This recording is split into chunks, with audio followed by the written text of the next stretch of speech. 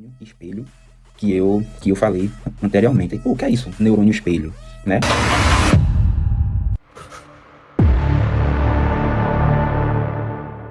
O espelho, já sabe, né? Reflexo.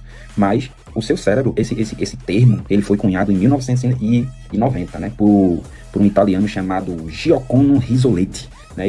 Ele é, né? Um neurocientista italiano, era, né? Porque, enfim, é um neurocientista italiano. E ele foi que achou, né, cunhou esse termo, neurônio espelho. O que é isso? Aonde ele atua? O que é que ele faz? Então, ele está localizado no córtex pré-motor, né, que é envolvido no planejamento e no controle dos movimentos, no córtex pré-motor, motor, quase que não saía, e no córtex parietal inferior. Cara, meu irmão, eu sei lá que danada é isso, mas eu só tô, assim, eu vou falar muito sobre isso, sobre as partes do cérebro, córtex pré-frontal, frontal, parietal, occipital, né? Vou falar isso depois, mas agora só quero para você ter uma ideia que às vezes você mesmo exerce esse neurônio espelho sem perceber.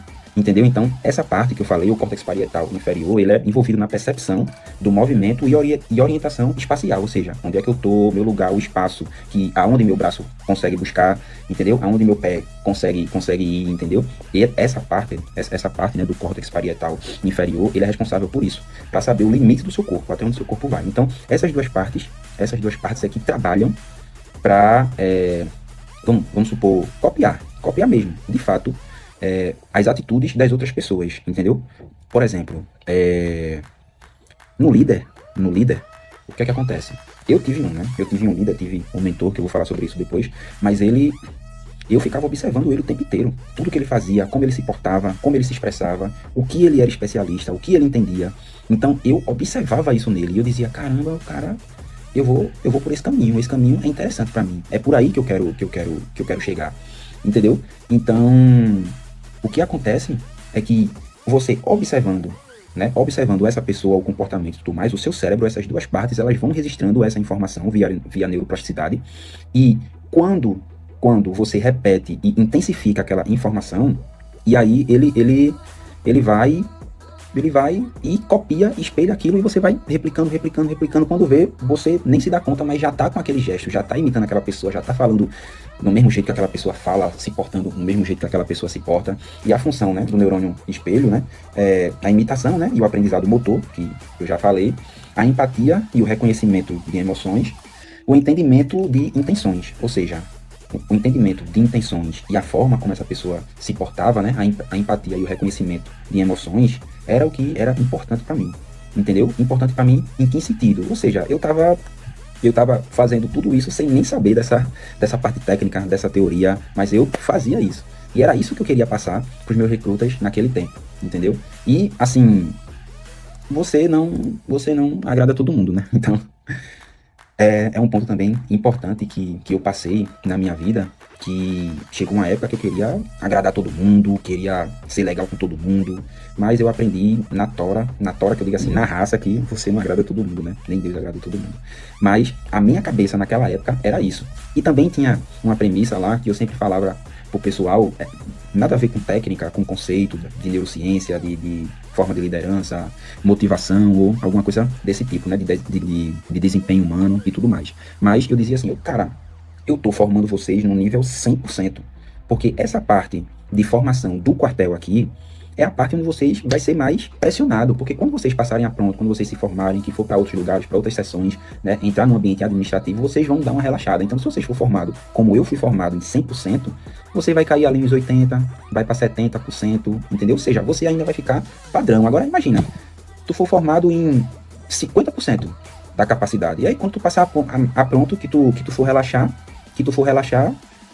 vai cair para 20%, ou seja, tu vai ser um lixo, tu vai ser um zero à esquerda. Tu vai chegar na tua empresa, o cara vai dizer, meu irmão, esse cara tá fazendo o que aqui? Não tá contribuindo, não tá gerando resultado, não é padrão, não chega no horário, não faz o que tem que fazer, procrastina pra caramba, entendeu? Só faz conversar, então vaza. Entendeu? Então, essa parte é muito importante pro desempenho humano. E lá, o desempenho humano era na raça. Você tinha que se desenvolver, você tinha que... Porque a gente trabalhava muito sobre pressão também, né? Então, quando você trabalha muito sobre pressão, então o estresse ele faz muito movimento no seu cérebro, né? E essa parte do desempenho humano é muito atuante no córtex, né? Pré-frontal, essa parte aqui do seu cérebro, aqui atrás da sua testa, que é responsável por tomada de decisões, planejamento e controle de impulso, né? A otimização dessa área é crucial, pessoal, crucial para a produtividade. Outra área também que é muito forte na área do desempenho humano é o sistema límbico, né? Que é o controle das emoções. Porque você gerenciar o sistema límbico, ele permite que você regule melhor suas emoções, né? E mantenha calma, né, sobre a pressão. Que pressão lá tinha muito, é quartel, né, pessoal? Você sabe muito bem como é o treinamento lá. E o outro, né, que a outra área do cérebro, né, que atua muito é o córtex cingulado anterior, né? E depois eu vou tô falando aqui algumas coisas técnicas, mas vocês vão ver depois, né, do que se trata. Aqui ele é relacionado à resolução de problemas, entendeu?